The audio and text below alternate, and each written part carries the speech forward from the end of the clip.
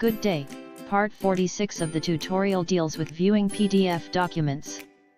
For this we updated our documentation for this library, and then included the PDF file, as part of the application. With just a simple code of 4 lines, we are able to view any PDF document we want. The PDF viewer is using an iframe as the underlying document viewer.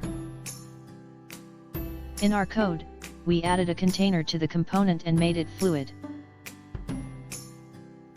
We then set the height of the container to be 90. Inside this container we add the PDFView component, linking this to the PDF file in our assets folder.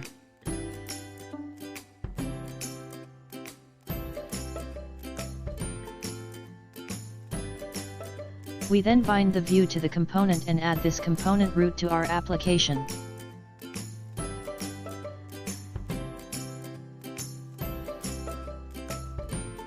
Opening this in File Explorer, we easily go to our Laragon server and see the location of the file.